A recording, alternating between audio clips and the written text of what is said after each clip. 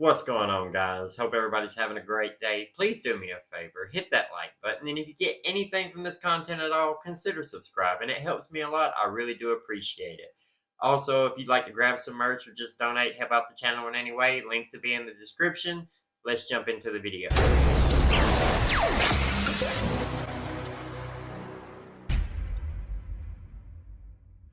So, Ashley Banfield, she's been reporting from her anonymous sources lately, right? And not trying to jump on the hate train about the anonymous sources in any way, shape, or form. But I do think Ashley Banfield has been super irresponsible with Bryan Kohberger's name and the fact that he is innocent until proven guilty. And she has assumed his guilt, assumed there'll be more evidence, assumed there's so much more to the story than what there is. So I want to take a few clips from this video that I watched from attorney Bryan Kohberger didn't do that great of a job, Banfield. I want to take a few clips from this and react to them with you guys because it's kind of disturbing. I know that early in a case, Sarah, we usually don't have this much, right? This is a lot. And honestly, this just came from a probable cause affidavit and a couple of other police reports. I tend to think that there's going to be so much more. What are your thoughts? Maybe there is, maybe there isn't. We don't know. When you assume, you make an ass out of you and me. The whole point of the trial is for the government to prove its case against the accused. Who are they proving it to? Us. Us. You prove it to the public that a member of the public really did what you're saying they did so that you can punish them the way we all agree they should be punished. The agreement for how they should be punished has already been established in other laws. In Idaho, they believe that the death penalty is an acceptable form of punishment. I happen to agree. If you do something that heinous, the death penalty is appropriate. Because this is a death penalty case, though, we have to be extra careful not to convict somebody before they are convicted. Give them the presumed innocence until enough evidence comes out to give you a clear understanding, yes, they are guilty. Right now, all you have is the probable cause affidavit, and that represents probable cause. And it was 19 pages long because they had to jump through hoops to connect the dots to the story to make it probable cause. So to pretend that they just got all this extra evidence that they just don't want anybody to know about because somehow their evidence that proves Kohberger did it could hurt their case against Kohberger. Well, that's a fairy tale.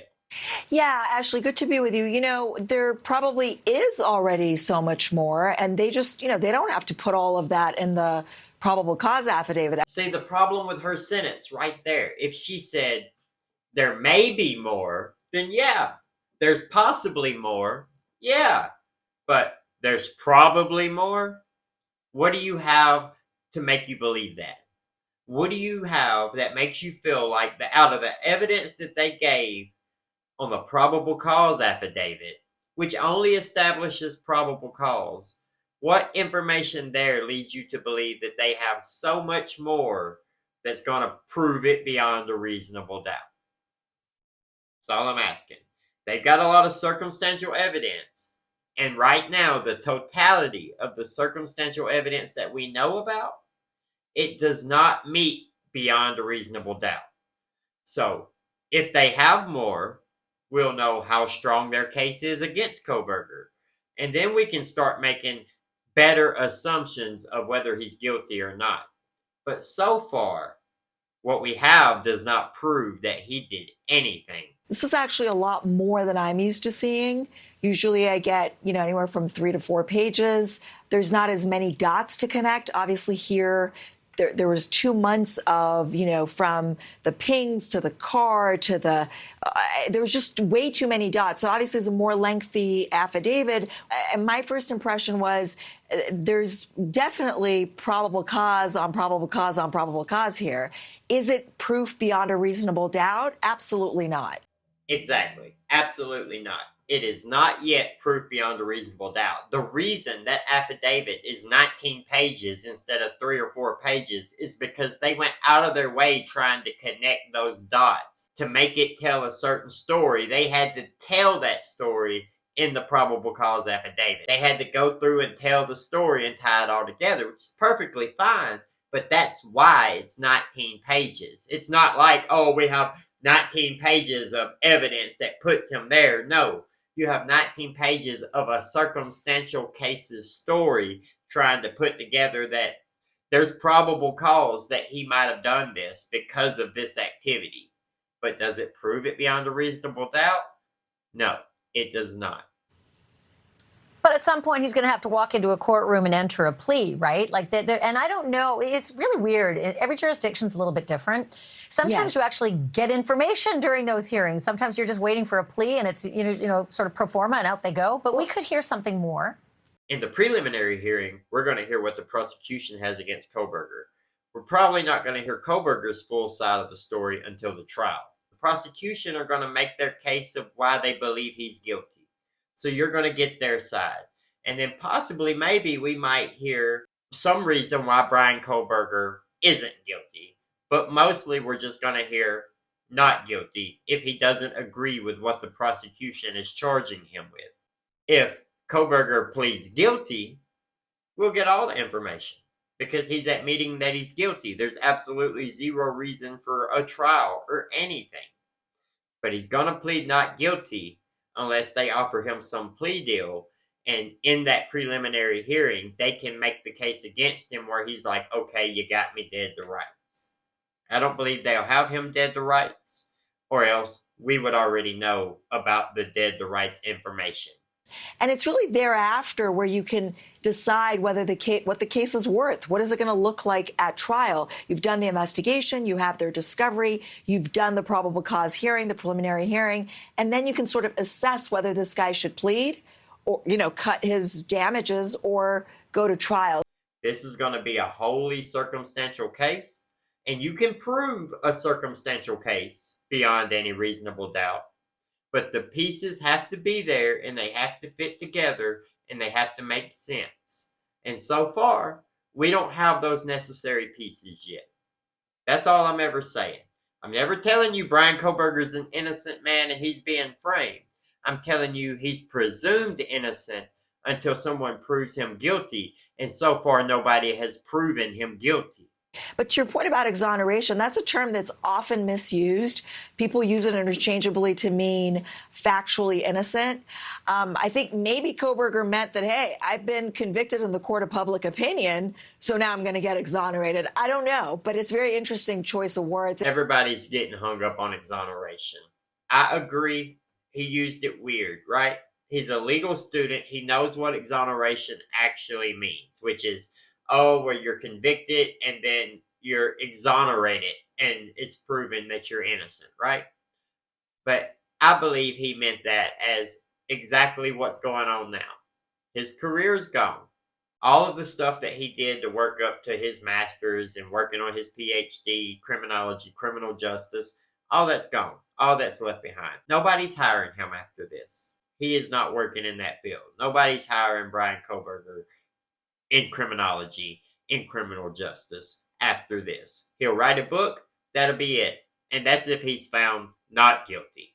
Publicly exonerated, that's what I believe he meant. Like, the public believes he's guilty, he feels he'll be exonerated. And again, I think we're giving him a lot of credit about, being this PhD student in criminology, et cetera.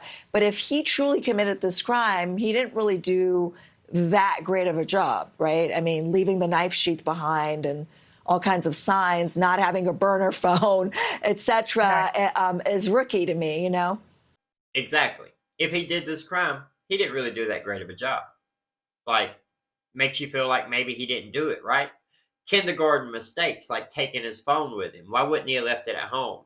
He was talking about forensic data when he applied to the police department in Pullman, right?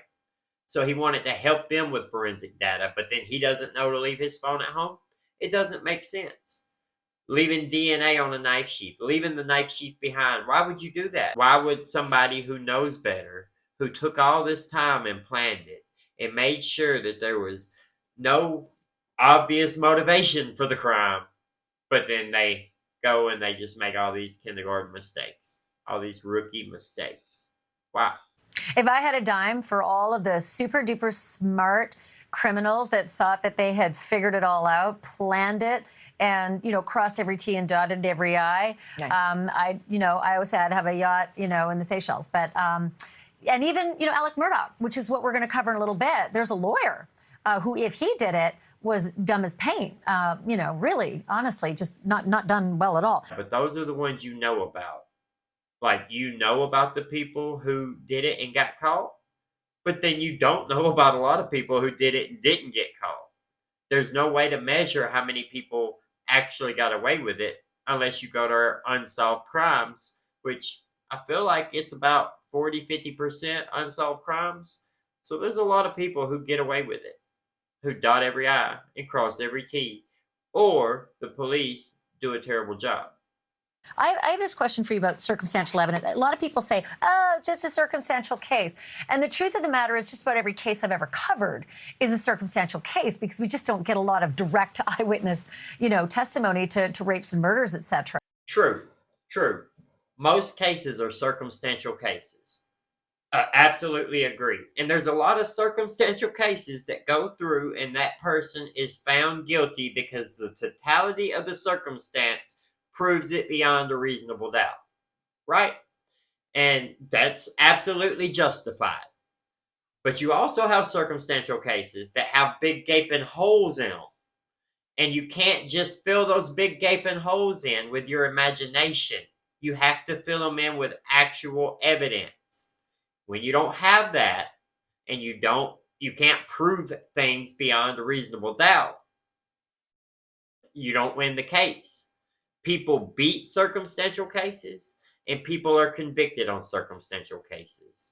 Circumstantial evidence is evidence, but the totality of the evidence is what's going to get your conviction. Where if you have direct evidence, like an eyewitness who saw somebody do something, or a video of somebody doing something, then that is what your case is based around. In a circumstantial case, they get to tell the story of what happened.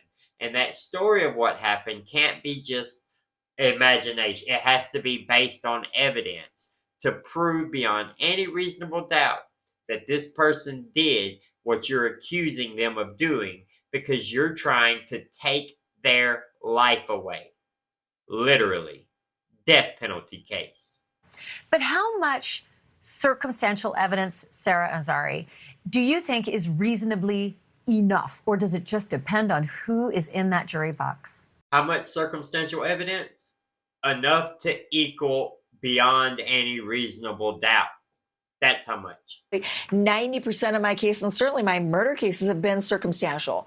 I mean, I wish we had percipient witnesses because, it would, as a prosecutor, I wish we had percipient witnesses. But circumstantial cases are just as strong as direct evidence cases. Sometimes there's a lot of dots to connect. Sometimes there's a few dots to connect. But I don't think it's any weaker than a direct evidence case. I just think it depends on the case. That's not true whatsoever. What she said in the beginning there, yeah, absolutely, she wished. Now, if circumstantial cases are just as strong, why would she wish that? Well, it's because you have to do the legwork in the circumstantial case, where the case with direct evidence is direct evidence. Hey, here's the evidence you did this. What do you have to say about it? Right? If you have direct evidence, you have direct evidence. But circumstantial evidence, you have to do the legwork and tell the story and make it make sense and prove it beyond a reasonable doubt. Yes, circumstantial evidence cases are proven, but not all are, because sometimes the gaping holes in the evidence that you have are just too big to meet the standard. I just think it depends on the case, depends on the circumstances. Right. It's not necessarily weaker. It just depends on what evidence you have and don't have.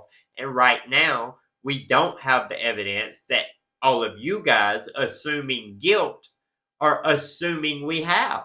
A lot of people forget that we're missing real connections. We have that he sent messages to one of the victims and never got a response. We have that he possibly, but possibly didn't, go to the restaurant where two of them worked at. Say, well, we've seen cases where there's no body, but we still, yeah, but it makes it harder. It makes it less likely.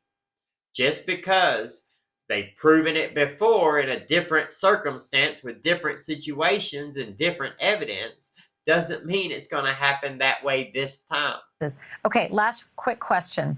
The fact that Kohberger uttered the words, this is the Pennsylvania video, right, when he was making an appearance there. He uttered the words, has anyone else been arrested, right? That's what a source had told us upon arrest. You know, that has led to a lot of people creating these theories that there's a second killer or an accomplice. Now, you all know what goes right into my mind when I hear that, right? That he asked, was anybody else arrested? In the beginning, you know, we theorized maybe he's worried about his father because his father flew out and drove back with him. Maybe he had help doing it. Maybe it wasn't just him.